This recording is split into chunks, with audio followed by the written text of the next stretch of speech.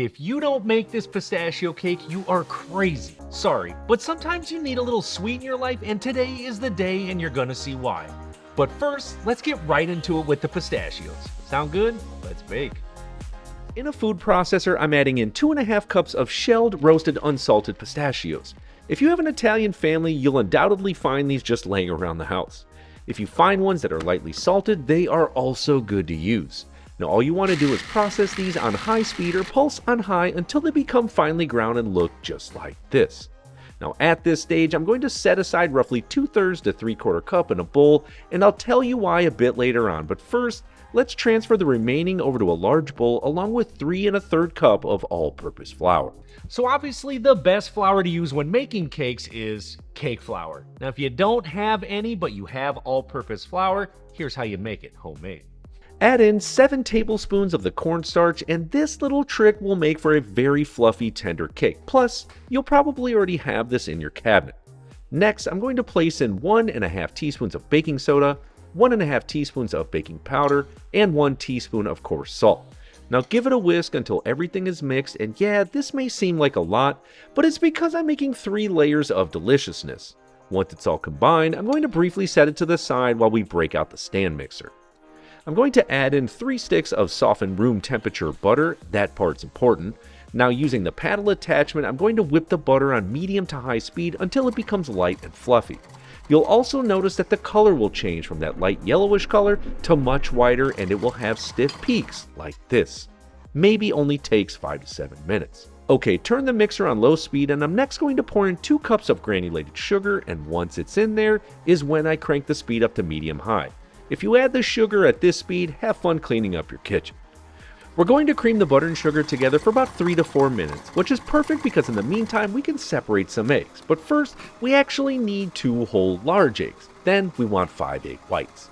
Crack them in half and gently bobble the yolk back and forth between each half shell and let the whites drip down into the bowl with the whole eggs.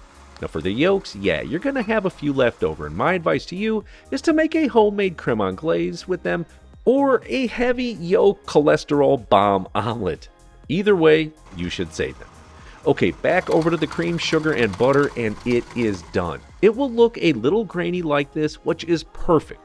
Now let's turn the speed down to low, and we're going to mix in 2 teaspoons of vanilla extract, and then once that's mixed in, we're going to add our eggs and egg whites a few at a time until they're completely mixed in. Don't add in the next round until the first one has been mixed in. Good? Okay, let's give it a quick stop and scrape to ensure all the ingredients are mixed in. Alright, bowl back up and on low speed. Let's finish this butter off by slowly pouring in half cup of neutral flavored oil. I'm using avocado oil for this. Once it's incorporated, it will become thicker and almost like an emulsified mousse, if you will. I know I'm good when I take a little spoonful and lay it on top and it holds shape just like this. Now we're getting close to finishing up this batter, but first we need to add the dry and the wet. But you want to alternate back and forth, beginning with the dry and ending with the dry. Confused yet? Let me show you. On low speed, add in 1/3 of the dry ingredients. Pour in half of the 2 1/4 cups of whole milk. Once that's in there, go back to the dry ingredients. Makes sense? Excellent.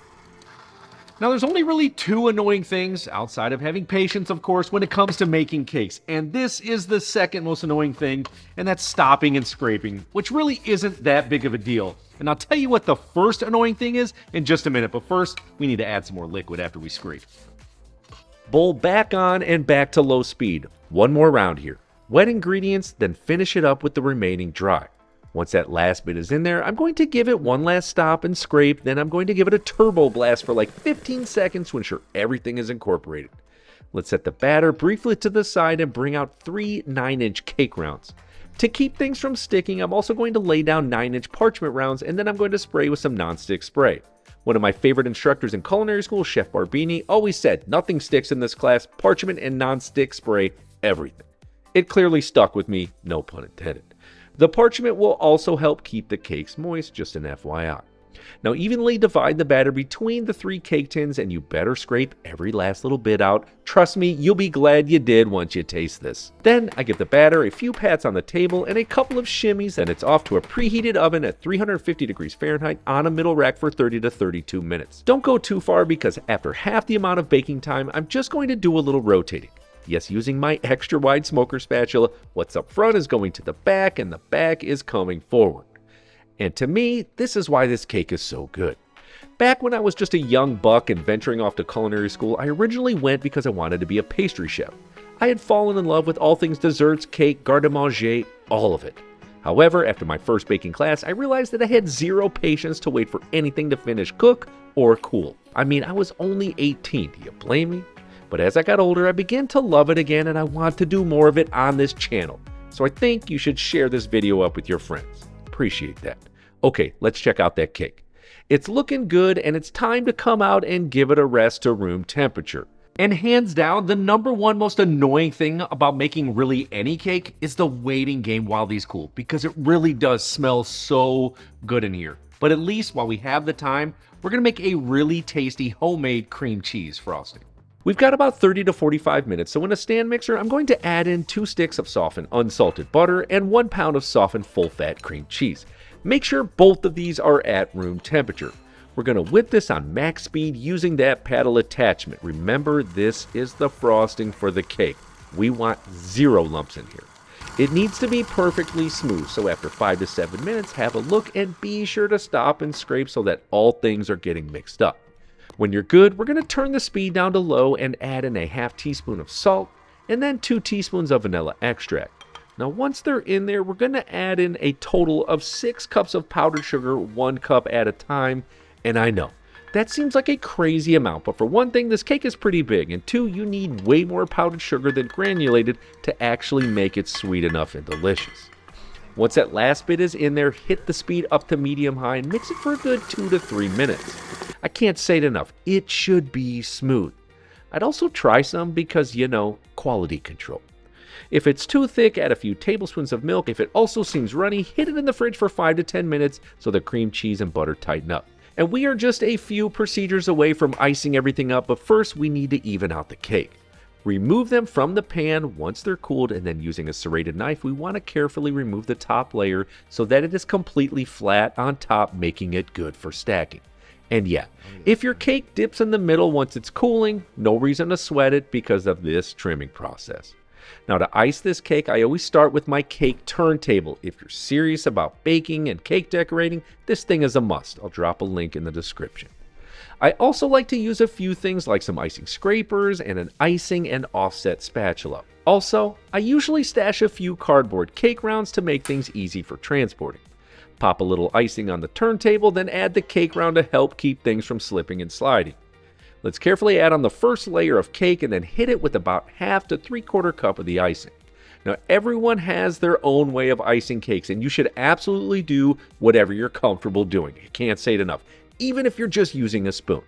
But the turntable makes things a heck of a lot easier because keep the spatula in one place and then literally just turn the table. It's awesome and a definite game changer, but don't forget, as pretty as this cake is going to be, flavor is 100% the most important factor, because I'll be the first to say I've eaten some dried out, flavorless, beautiful cakes. It's true. All I'm trying to say is use what you've got, it'll still be amazing. All right, let's finish this thing up. Keep stacking and icing until you get to the top and everything is smoothed out. Then start to add some of the icing to the sides, and yeah, it's a little sloppy doing this as you can see, but it's very easy to clean it up by using the scraper and spin the cake. You can also use a jagged scraper to make indents in the top or the side of the cake, totally up to you.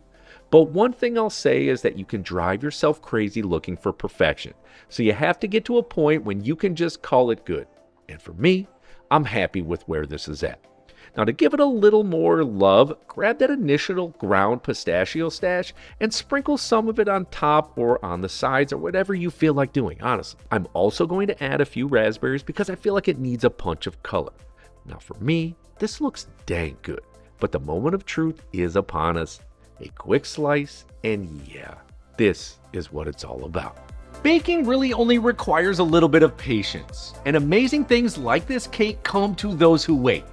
Now, if you want to get into a little bit more on how to satisfy that sweet tooth, I probably make the best brownies in the world. Seriously. Got a great video. I'll see you on there. Oh, dude.